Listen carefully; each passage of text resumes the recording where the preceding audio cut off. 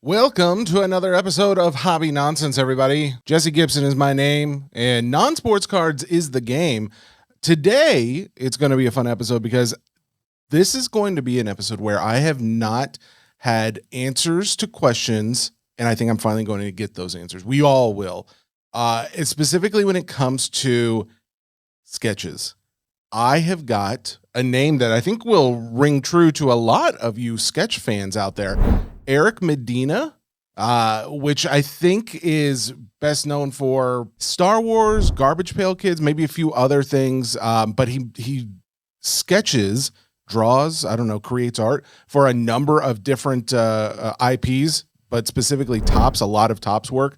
But that guy, I've already talked to him. Like I when getting him on, asking if he would come on the pod, we had a nice phone call. It lasted 30 minutes.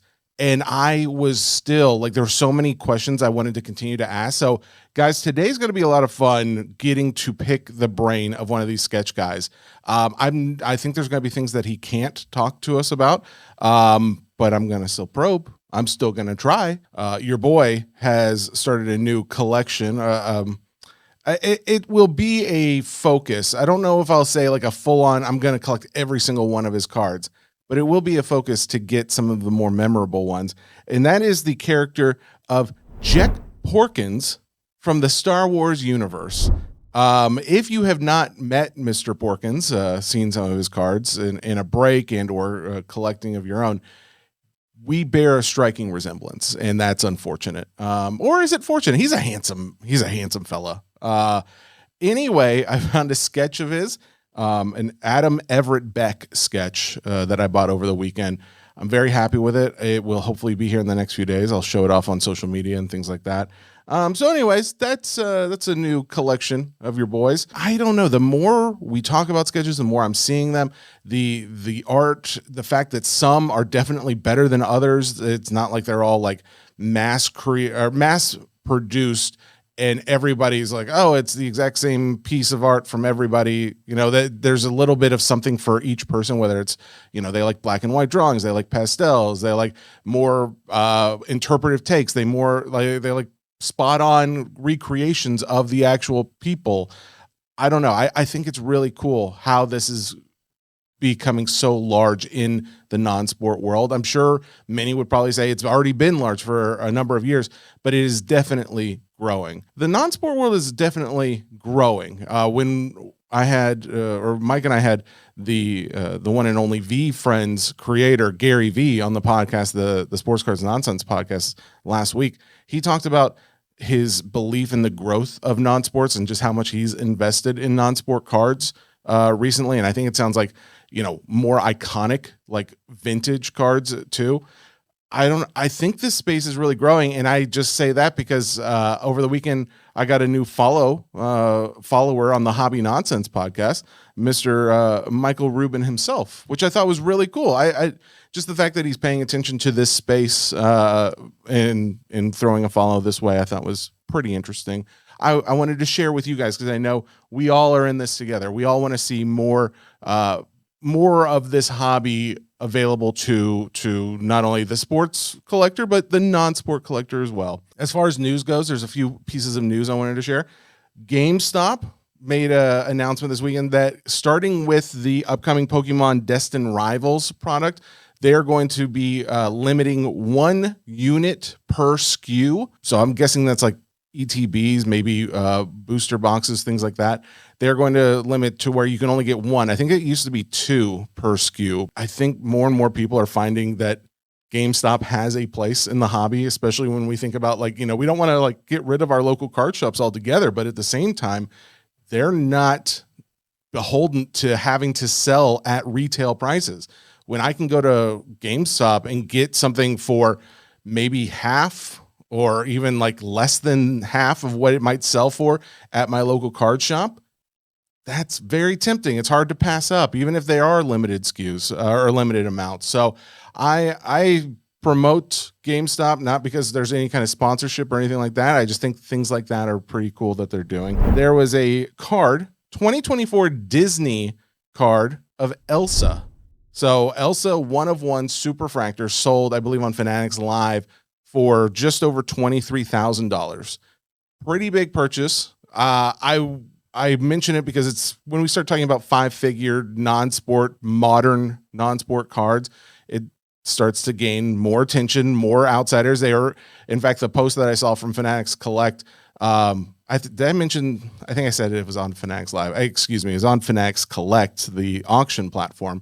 But when they made the post about it, they were pointing out just how many other sports cards of big athletes had sold over the weekend, but not for as much as the Elsa. Again, more attention, more eyes, definitely in favor of. The 2024 obviously is not the biggest year, I think, up to this point that Topps has created for the Disney product. Was probably like that 2023 product that came out for Disney 100. Those cards, I don't know what an Elsa has or will go for, a one-of-one superfractor of an Elsa in that product. I can only imagine at least in the 50s, if not more. Honestly, I think it would go for something like that because there's some pretty crazy collectors of that product. We already know, I think it was the Mickey Mouse went for, I think, $500,000 from that product. So I 50, I think, would be very much lowballing it in some circles. So another piece of information. So when I was looking into some of these sketches or artists to come on, Eric was actually the first one I reached out to. There was another gentleman I reached out to who in the future I hope to have him on as well. But as I'm going through some of these Instagram pages, I started noticing something. And this is not because I have any insider information, because I 100% do not. So if this is true, this is theory corner. Okay. I'm going to share a theory that I'm basing off of the fact that I just saw something familiar on multiple different Instagram pages. And that is a Simpsons product seems inevitable. All right. And I'm saying this because after going to multiple different artists' pages, they all, sometime in April specifically, it was like mid to end April, they all were posting these sketches of Simpsons characters, doing some different characters, some different genres. Like it was like a spooky version of it. And that could have literally nothing to do with a Topps product. It could have nothing to do with any Simpsons product. It could just be that they were all Simpsons fans, and April just seemed like a good time to start sharing, or one of them shared and then other people started sharing theirs. It could be versions of all of that. However, I am getting very hopeful. I am getting very speculative, but I'm getting very hopeful that we have a Simpsons product somewhere in the works at some point. Because you know what else I saw? I also was seeing from a few months ago, I saw some SpongeBob sketches, and we've already now proven that that is a product that is coming out very soon. So again, I do not know if and when we will get a Simpsons product, but I'm going to at least say the idea that there are that many sketches out there from different artists makes me hopeful. There is another product piece of news that is now official we can talk about. The 2025 Topps Marvel Chrome product is going to be coming out in mid-June. I believe June 16th is the exact date. June 16th will have the release of Topps Chrome Marvel 2025, and this is already been released for like an EQL release for cases, and then there was also like you could go out there and buy I guess it wasn't hobby boxes, it was like blaster boxes. So there's going to be blasters of this product, which I don't know how I feel, like we didn't have that last year. I like it in the sense that more kids can probably get it, but inevitably what's going to happen? I mean, it's more than likely going to get bought out by a bunch of adults and yada, yada, yada. It's just it's the world we live in. They're calling them value boxes, I guess, not booster boxes or whatever else they could be called. But again, these have already been sold through the Topps website. This is interesting to me as well, that I had no idea. Like I break the product, and I had no idea that it was going to be available to everyone on the website last week sometime. I think it was like last Wednesday or so.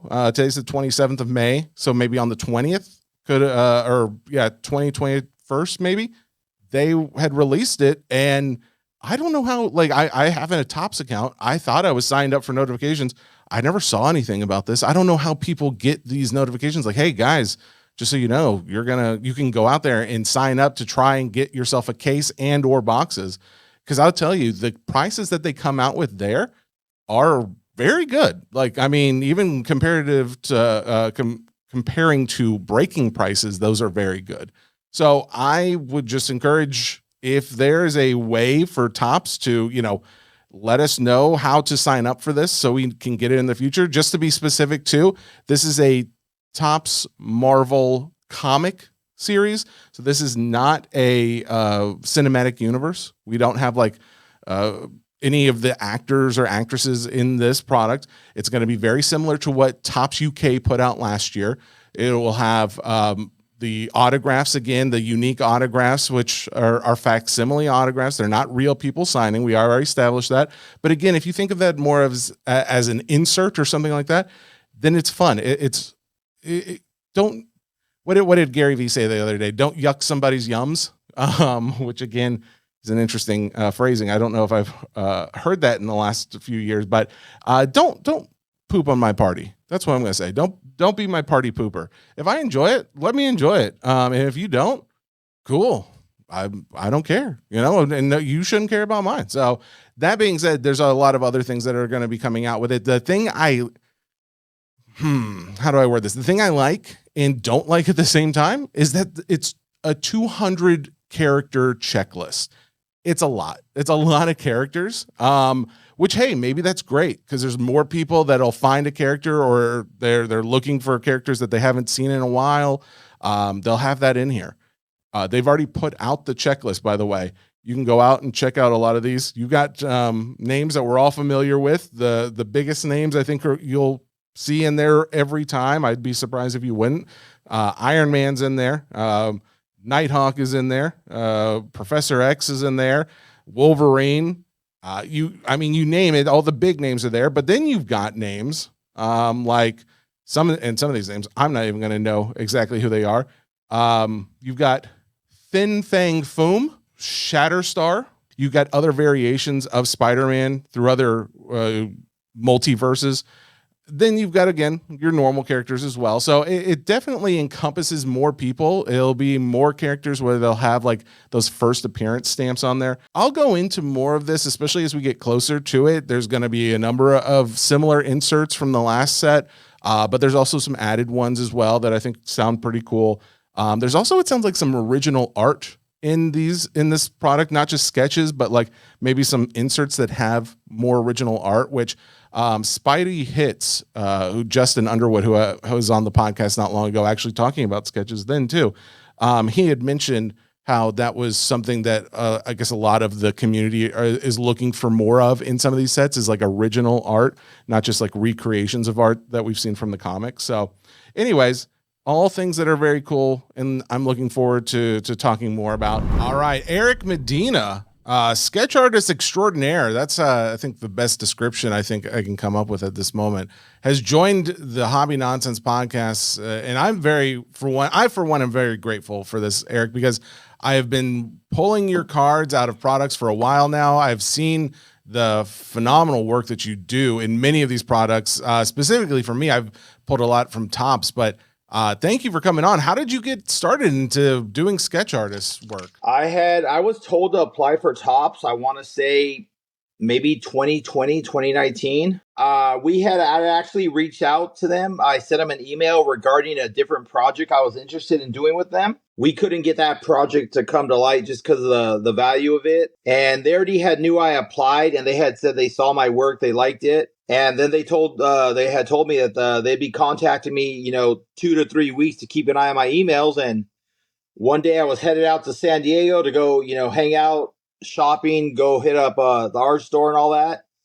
And I got an email on the way to San Diego, and that's pretty much where it all started. They had invited me to my first set of Garbage Pail Kids. Since third grade, I've been drawing. I took some time off in my early 20s. I just couldn't get anything going, and it got to the point where I just gave, I had one art desk at the time. I gave it away with a bunch of brand new materials and old materials, stuff that wasn't even open, and gave it to a few of my friends at the time who I knew growing up, who were artists. Maybe when I was 24, I started drawing just like all the time. I didn't, ever since 24, I didn't stop. And how old are you now? 46. Okay, so you've been doing this over 2 decades, pretty much full time. It sounds like that's pretty cool. You've been doing it more recently for Tops, but you also said, I think when we talked last week, you do some for Upper Deck as well. Any other card companies that you're making card sketches for? Yeah, I been drawing for Upper Deck. I want to say it's 2 years, if I'm correct. I draw for Dynamite Comics. Like Topps has all their other properties. They have Star Wars, Disney. I draw for them. Other small hole in the wall companies, startups. I draw for Masterpiece Cards, Mad Scientists, Lunchbox Leftovers. Have a favorite? Like, what's your favorite? I guess IP, the intellectual property you like most to draw for. Honestly, it would have to be Garbage Pail Kids and Star Wars right now. So this is where we're going to get into some questions where you have to tell me if you either don't want to answer, you can't answer. But I'm just curious about some of how this works. So you are, Topps comes out with a product, or they're working on a product, and they come to you, the artist, and they say, what, like, hey, can you make some sketches for me? Or do they say, hey, here's some pictures, we want you to make sketches that look like this? Or can you be as interpretive as you want? Or how does a lot of that process work? Topps just reaches out by email, says, here's a project. They give you, they offer you a number of cards to do, or they give you a specific number that's, the quantity that has to be met. They tell you the name of the project, give you the rules, they don't give you a release date or anything like that, obviously. They just tell you what they're gonna, what they're offering. And if you're interested, please fill out the submission form, and that's it. Okay. And then when you offer, or when you're, I guess, filling out a submission form to give them cards, you don't get paid or anything until you actually give them all the final sketches. Is that right? Yeah, it takes a little bit. They get your scans and your sketches. They get them in, they receive them. You'll get a few emails here and there. Usually about 30 days later, you get paid. So, but if they say, get your sketches that you've already done, you already made the card, but they don't want that card, like, you don't get paid on that, right? No. Okay. So then if they are, I don't know. And what's an average order? I don't even know what that would be. A minimum. I can give you the minimum. It's usually a minimum of like 25 cards that they require you to do at least. Oh, okay. All right. Is there a maximum number or anything like that? Not that I've ever heard of. They have so many artists, so I know they're keeping the numbers pretty low for the most part. They don't want nobody exceeding too much, because they have a lot of people applying, and they got a big array of artists from what I hear. So you draw these figures, you send them in, and then whatever they don't use, you get those cards back. Is that right? No, once anything that doesn't pass quality control, like if it's a character that we're not supposed to do, I mean, you already know they give you a list of what's not allowed. Like all the companies are the same. They give you a list. Hey, this is what's not allowed. This is what is allowed. When you say something's not allowed, does that mean like a specific, like R2D2 maybe not on a list? Or is it more like you can't draw R2D2 with blood on him or something like that? Yeah, like something like that. Like there's no blood allowed, like for Star Wars. It's all the basic stuff. No violence, no nudity, no sex, no stuff like that. No, character shooting another character, no death scenes, stuff like that. Okay. And then when it comes to, I'm asking this because I've seen some sketches out there where it's like that one artist will make a sketch of, say, Snoke, and then another one will do another sketch, and it will look almost identical, as if they are basing it off of the same picture. Are they ever doing that? Yeah. Like where they're just like, hey, here's some pictures, you can just like basically take your own version of that picture? Yeah, there's a few sets that we randomly do, and then they'll supply the pictures and say it has to be from this specific episode or movie. Stuff like that. And they give us references. They'll try to help us out, save our time. Okay. All right. So then they're giving you a little direction with it. But if they just decide, hey, you made this sketch and we don't want it, then that's kind of wasted time and effort on your part because you're not getting it back. Is that right? For the most part, if your sketches don't get accepted, it's just the luck of the draw. I mean, you know what you're doing when they offer you the job. They give you all the info right there in plain English. It tells you what's expected of you as an artist. Don't talk about this, don't talk about that. The right and wrong. They give you a list of characters. I mean, occasionally you might make a mistake and do a character you weren't supposed to do. They let you know. They'll just say, hey, it's not going to be included in the release. You're not going to get paid for it. Things happen. If they're not sending it back, like I would think like maybe it's like, hey, if it doesn't break any other rules, but it's just like a character that wasn't in this product, then they might be like, hey, we'll hold on to it for another one and we'll pay you in the future. Or I don't know. Like it just makes me think like that. It saddens me to think there's like some garbage bin somewhere filled with unused sketches, like I would hope that they get saved and maybe reused in a future product.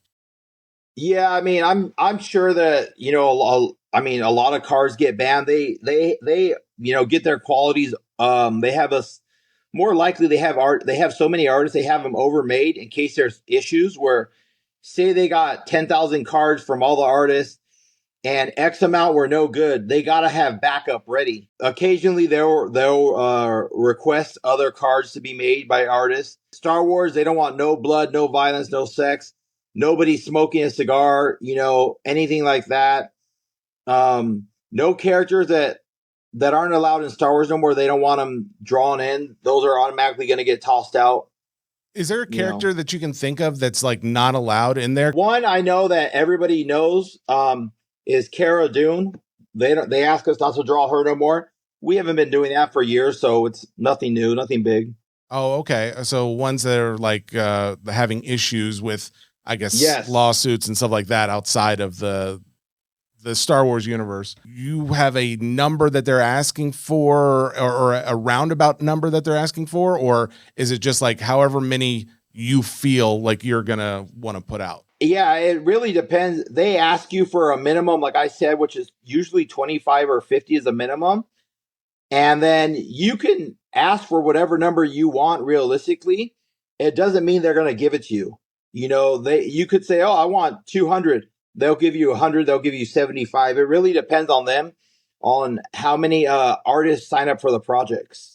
And then do you ever have, I don't know if you've seen this or you're familiar with it. I would hope that you would, but at the bottom of these, specifically the Star Wars sketches. So at the bottom of them, there's a typeface that'll say Star Wars, but it'll be in different colors. So they've done this thing in the past where depending on the color of the writing, whether it says, Star Wars in silver or Star Wars in purple or Star Wars in black, like depending on that color will kind of denote the level of artistry on that sketch. Are you familiar with this at all? So what I understand from what I get, there's on the back of the cards, there's like black, gold, silver, and blue are all the tiers for like Star Wars. And I know there's other lines that they're doing that with too. And all that is just it's the tiers for the cards, the pay. That's all it is.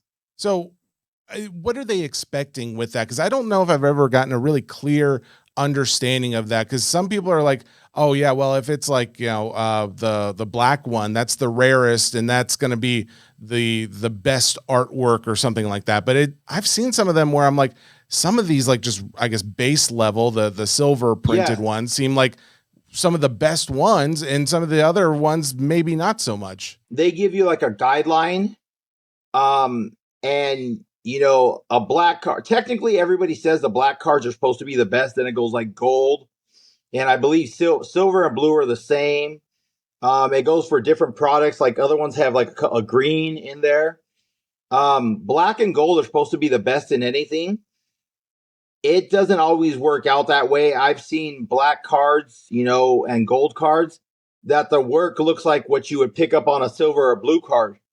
And, that's just, it happens. I kind of wish they would do it where it's like they do it afterwards. After they get the sketches, they determine, like what is better as opposed to, hey, we're going to give you, 20 black ones. We want these to be extra good or something. And then, Yeah. because if they do it that way, then you have to wait till you actually see it and then find out, oh, well, it actually was good, or maybe it wasn't. Is that how they do it for you, Eric? Like if you were to get multiple colors, are they like, hey, these we want you to spend a little bit more time on or something like that? They don't tell you that directly, but the info that we're given, it says pretty much this card needs to be a full colored background card, detailed, yada, yada, yada. It can't be all in pencil. It can't be in a Sharpie. It can't just be pencil with shading going on. It needs to be full color, detailed, mixed media for the most part. Got it. Okay, that makes more sense. And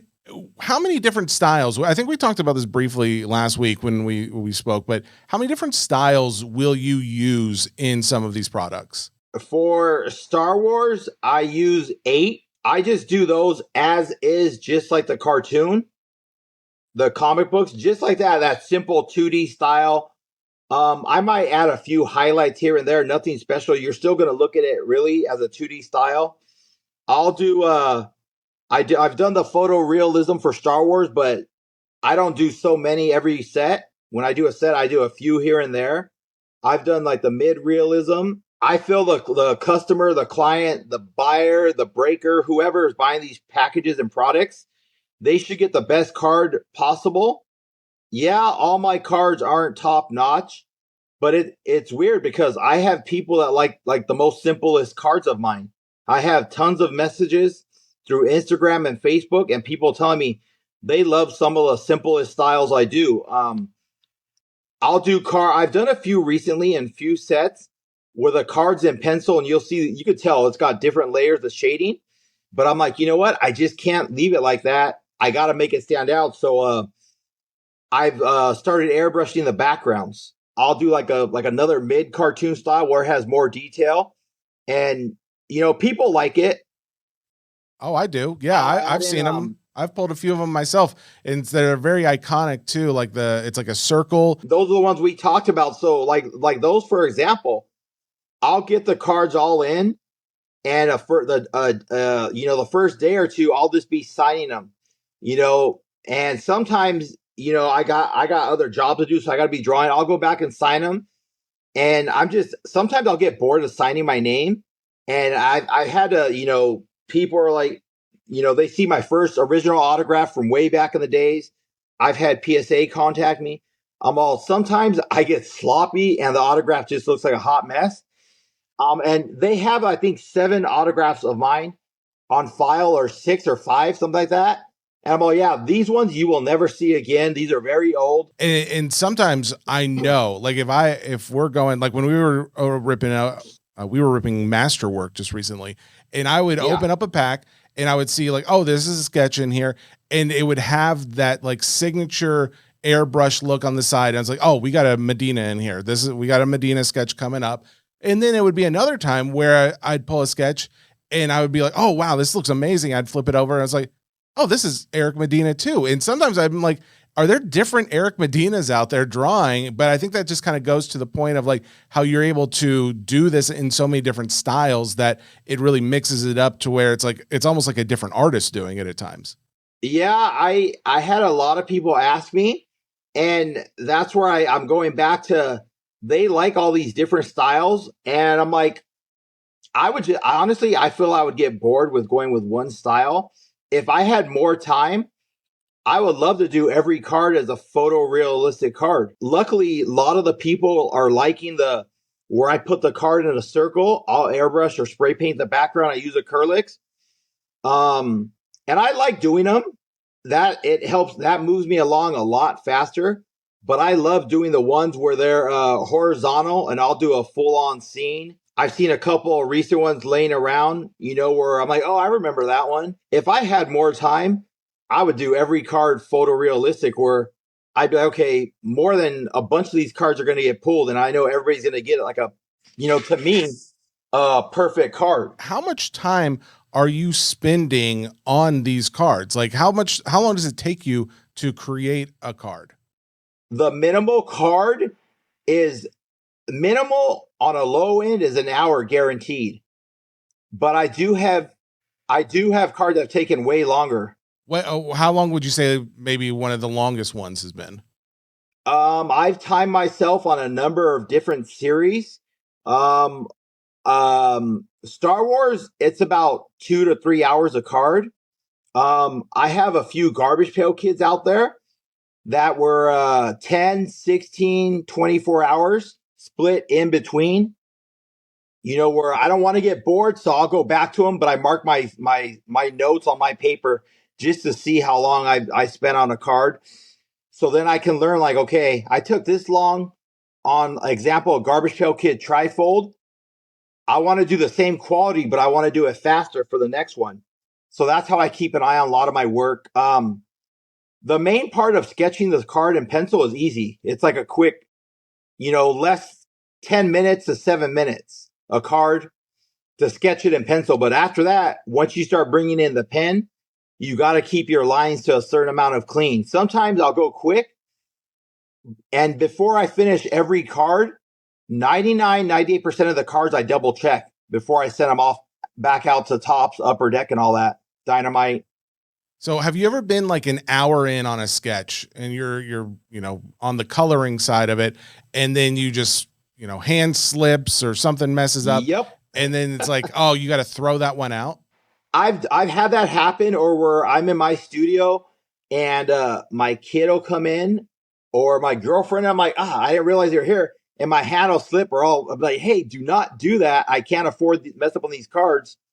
And that was when they were giving us APs. We don't get APs no more, which is all fine. Fine with me. I know other artists don't care for that, but it don't matter. Tops, upper deck. Some companies still give us APs for certain product lines. They would give us our amount of cards that we do for them. They would all go back, and then there would be a little section where you'd have your artist proof cards, and those were for you to keep and sell off. But only you were allowed to sell off once the release was out on the internet. They would let you know, hey, you guys can go ahead and start doing your APs and selling them off. Oh, wow. That's really cool. But you're saying they don't do that anymore? Not for Star Wars, but for other project lines, other companies. Like, I have APs. I decided not to sell off a lot of my Star Wars till like maybe 2 years ago. I had like over 365, and I finally sold them off. And those ones were, I mean, I had massive amounts of them. Like right now I have APs for garbage pail kids. I just don't feel like selling any right now. I have APs for wacky packages, Transformers. I've sold a few here or there for people who have asked me directly. Scooby Doo, I have APs for. The ones for the Goonies, I specifically had a guy ask for them. He's like, I'll take them right now, both. I said, okay, tell me what you want, and I sold them. I have other APs for other companies, not tops, but other companies that I can't announce yet, that I know will be coming in for other projects. In the last 3 weeks, I've probably had about 6 different sets come in for other smaller companies. Wow. And so what's your day look like? How much time in a day are you devoting to drawing? The main days are 8 o'clock, 8:30. I'll get up, get ready, grab the puppy. I'll take her for a walk around the neighborhood. I get back, I feed her, do all that stuff. By 9 o'clock, 9:10, 9:15, the latest, I'm in my studio with a coffee, a sugar-free Red Bull, and a water. And I'm going until anywhere from 2, 3 in the morning every day, excluding, I'll take a lunch, but half the time I don't even really take a lunch. I'll go to the kitchen, I'll heat something up or whatever, and then I'll just hang out and eat it in here. I might watch ESPN for half an hour, 45 minutes, eat, get back in here. I'll take the puppy out the rest of the day in the backyard for a walk, here and there to go pee and all that, do her thing. And then I come back in here. I'll give her little snacks. And she goes in my studio it's connected to my house. So she goes in and out. She pleases, and there's days where I'll be in, like recently, I had a few late nights where I was in here till 4:30, 5 o'clock in the morning. And then those are the days where I wake up later. I'm so crazy impressed. Like that's some work ethic right there. And that just kind of goes to show how busy, how in demand you are that you have that much work to be done. I love drawing. Like I mentioned to you, it's it's when I got back in, I think at 23 or 24, when I took off those 2 years, I was, I hadn't stopped since then. And now it's gotten a lot crazier. I have like a full art studio that I invested a ton of money in. Everything was stripped from the floor to the ceiling to the studs. I recently just went to the art store, and it was one of the most recent, the biggest purchases I've ever spent in one day on art supplies. And I didn't go in there and buy a couple of packs of markers or pencils or grab a little bit of this and that. I just went and bought full on displays and racks. I bought out the whole rack, and I was walking out. They were helping out with shopping carts and, big carts that we were taking off the full displays off the aisles and just buying out the whole thing. Going through like your Instagram page where you show off some of like the most colorful and detailed work, I am incredibly jealous of some of these pieces because it's like I want them, but I also think like I wonder like are these all like maybe for future sets, or are you doing like one-off like commissioned work, or how does that work? A lot of the stuff right now was all the recent stuff in the past few months was either from sets that were released recently. Like there's a commission on my Instagram. I know because I'm looking at it on my desk right now. I gotta ship it out. It's of Captain Spaulding and that girl Baby from Garbage Pail Kids. That was a commission for a good client, a good friend actually, that I've known, and he buys random pieces off me, and he tells me what he wants. So I don't mind selling him my APs. Man, I'd love to get you. I gotta see if we can get something on Fanatics Live. Get you to join one of my breaks or something. That would be amazing. Yeah. There's a good part of me where it's like I would love to just have you drawing. Like there be another video screen while you're drawing, and we're just ripping cards. Like people can just watch you draw. I think would be really cool for a lot of guys. The card like this Captain America makes me think, I earlier in the show I talked about how they've just announced 2025 Marvel Topps Chrome is coming out here in the middle of June. Can you tell us, like, do you have sketches in that product? You know what? No, I don't think I did any for that. I turned down a few recent invites that they had sent over to me.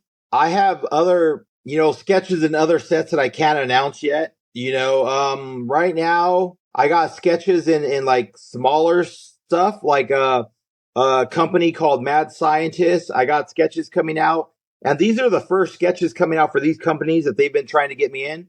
I got sketches coming out in the new Garbage Pail Kids set. Everybody pretty much knows about that. No, that's good to know though. But I mean, like, looking at some of these, and like you even mentioned how like that, it's a trifold. Tell me this: is it trifold or is it triptych? Someone said it's triptych or something. I've heard we call them both the same thing: trifold, triptychs. I think the pano and the trifold or triptych, like those sketches are probably the newest thing when I think of sketches, but I don't know if, from your point of view, if they're doing different things. Okay, so there's like a loaded card that we used to do for GPK, and they would send us 4 cards, and we would connect them together and make one image, one big image. So that's a loaded is 4 cards, but there's another company that I'll be drawing for soon, and they didn't call it a loaded, they called theirs there was another name for it, but their idea, and I'm like, how does that really work? Does it work that good? He's like, yeah, you'll see when I send them to you. I think you're really going to be impressed. And so it's 4 cards all together. You don't got to tape them together to hold the picture, your image still. They come all together. You unfold it, and they all pop up together. And I looked at it, and I zoomed in. He sent me a video, and this card looks amazing. I'm like, this is kind of neat. You don't got to take them apart and put them together with tape and make sure everything's lined up. And you open up this card and it's one loaded. But he has another name for it. Oh, it's called a quad, is what it's called. A quad. Okay. Yeah, makes sense. Man, that's that I would say that's an innovation or something different. Yeah, that's the newest thing that I've seen. That's like the hottest thing that I've seen. Do you feel like in the last few years the sketch marketplace has gotten more popular? Yes, there's a lot more artists privately on eBay, stuff like that. I have a lot of people, hey, they'll literally ask me, what do you think I should pay for your sketch, for this particular one? And, can I ask you a question? I don't want to offend you. No, ask me whatever you want. I'm open. Everybody wants a sketch nowadays. Everybody wants a full color detailed sketch. Then you have your collectors that they want everything, but they're particular to like pencil sketches, with the blends and the fades and all that good stuff, the layering. Do you feel like with the influx of more, people wanting these cards that obviously you're going to find more people trying to draw for Topps or Upper Deck or these other companies? Do you feel like the marketplace is becoming more competitive for artists like yourself? For me, no. I have like a massive client list, and I've been backed up on commissions the last, I think I'm going on 3 years now. I barely started catching up, and I'm already building up a new list.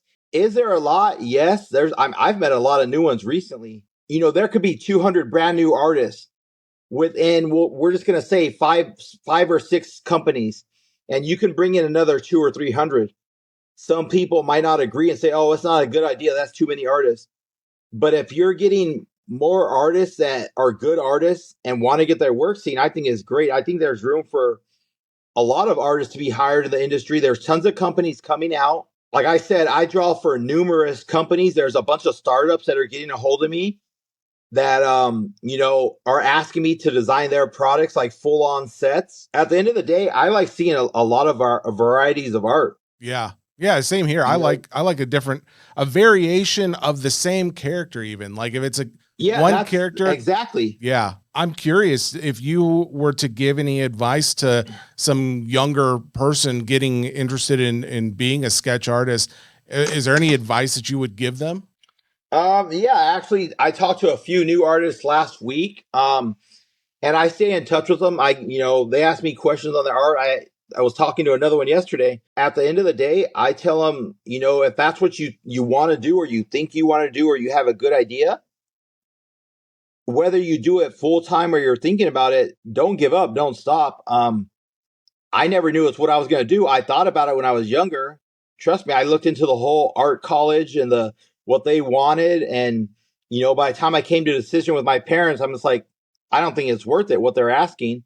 I think I can do it on my own. But like I said, I never thought of going into it full time. I just happened to get lucky, keep drawing. I posted one image on the internet one day. A bunch of people, a bunch of other Garbage Pail Kid artists had hit me up, said, hey, you should apply for Topps. And I just like kind of laughed it off, like, really? My answers to them was, I've always liked them since I was little and growing up. I collected for a long time. Then I stopped. I got back into it. And then I'm like, you know what? I've never drawn this small of a scale. I drew one character. Well, let me see if I can pull this off. And if anybody even says it looks good, I did it. And that's how I got a bunch of questions. And, within that week, I had 22 messages asking me for like unofficial Garbage Pail Kid work. And then I applied and, I got invitation and that's where it all started. The artists I've talked to, younger people and even older people are still trying to get in. I just tell them, keep going, apply over and over. If Topps rejects you once or Upper Deck, it doesn't mean they're going to reject you every time. I know people who've gotten 2 or 3 rejections and have gotten in still. Wow. That's so cool. I appreciate it too, because literally in one of my breaks, there's a family that comes in there, very, very kind, very cool people. And they were saying how one of the younger ones is getting into artistry. He draws like some Marvel characters and things like that. And they showed me, and I'm like, man, this is kid's got some skills. I'm like, what is it?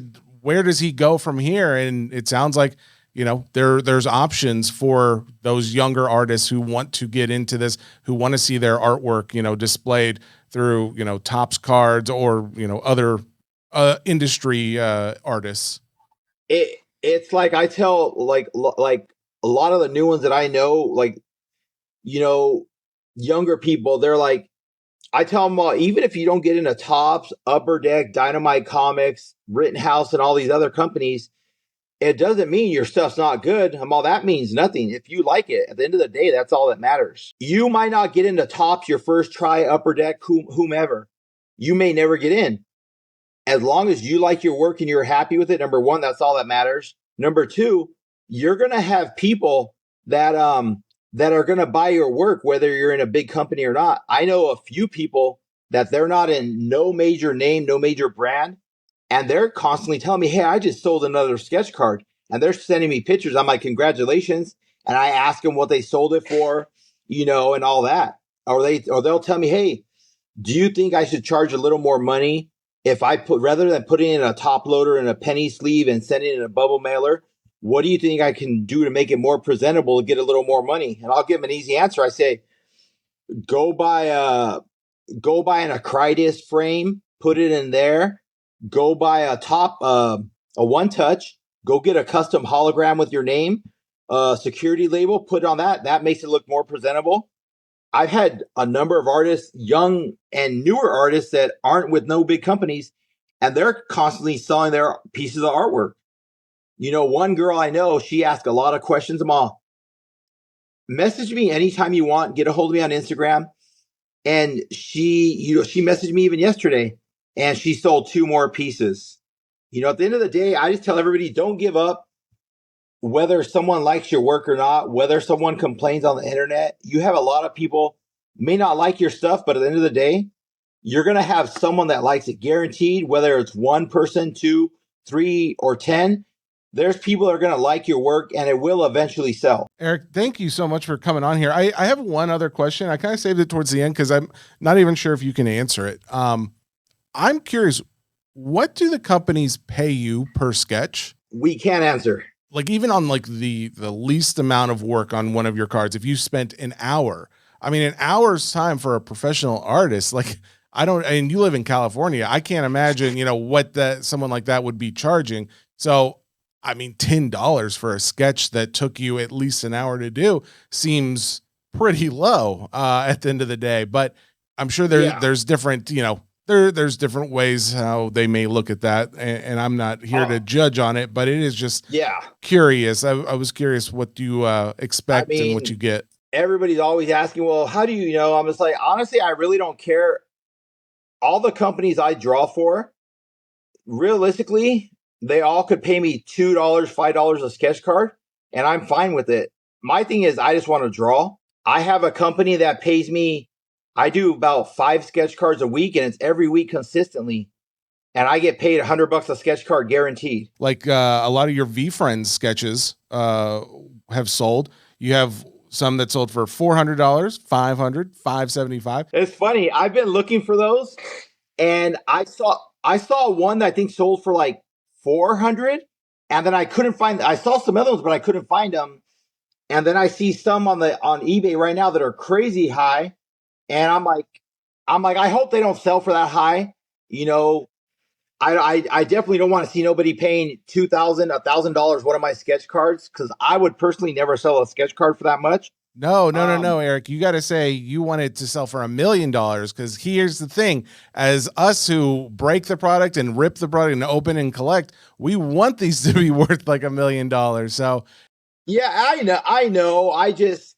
I would never let nobody come up to my studio and be like, I'm going to give you X amount of sketch card. Yeah, it'd be an awesome feeling. Eric, I'll tell you, the transparency and just the overall getting an idea for what a sketch artist does, how it works, and where you've come from is really interesting, not just to me, but I think a lot of listeners. So I really do appreciate, especially when it sounds like you are super busy, the last 45 minutes or so to come on here and kind of give us an idea for what that looks like. So thank you very, very much, man. No, thank you, guys. You guys for having me. you ever want to have me back, just let me know. I'm always interested. Yeah, like right now when I get off talking to you guys, I have one, two, three. I have like 7 sketch cards on my desk. Those 7 are for one new small startup. I got a couple of 5x7s that got to be out by this week. I got a new set I can't name for Upper Deck that I'm wrapping up. That I got to get out. Dynamite Comics recently got a hold of me for another big release that they'll be doing sometime next year. So I'll be started on that. And yeah, I'll be keeping busy. Bunch of side work, posters I got to do for people. Wow. Well, and if guys want to reach out to you, if they want to commission any of your work or anything, do they just go to like your Instagram page, or where would you send them? My Instagram's the easiest. That's the one that I check every day. Facebook, I'll check every now and then, but it's Instagram where I'm constantly trying to catch up with. There I check for all my messages. Lately I've been posting lots of new stuff. I've been trying to get out all the newer stuff. People's, projects. Like I got a guy who commissioned me. He saw a 1-of-1 card I did for a company, sketch card. And he's like, I want something similar, but I'll let you do your thing. But I want it in a poster form. I'm like, oh, okay. So what size are you thinking? And it's like an 11x14 of Charizard I got to do. On Instagram, his specific handle is Medina11_1_studios. Very, very much appreciated for you to come on here, Eric. Thank you again. In the future, hopefully I'll be reaching out for my own commissioned art pieces, but if nothing else, maybe we can just try and get you on a live stream too. So thank you. Yeah. All right, there you go. Eric Medina, artist extraordinaire, sketch artist specifically for Marvel, Disney, Star Wars, Garbage Pail Kids. Sounds like we're going to see some stuff from DC, hopefully. We got Scooby-Doo. I mean, you name it, right? It sounds like he's doing a little bit of everything. And I noticed as I was going through Instagram looking for other sketch artists, seeing what they're putting out there, a lot of them have similar bios. Now, granted, Eric has like 6,000 followers or something. He is definitely one of the larger ones out there, but it is really cool just to have the ability to, I don't know. That's a skill I don't have. I'm not a good artist. Like I like to mess around and draw, but I don't think I'm talented in any way. To talk to someone who is talented enough to do this as a living, I think is cool to be able to pick their brain. Hopefully you guys enjoyed it. But anyways, a couple other things I was just going to mention. One was DC Sports 87. We had Tori on a couple weeks ago, I think. He had mentioned how there is a special going on with TCG cards specifically. So, your Pokemons, your One Piece, I think even V-Friends, even though technically it's not a TCG this release, but I think they're still including it.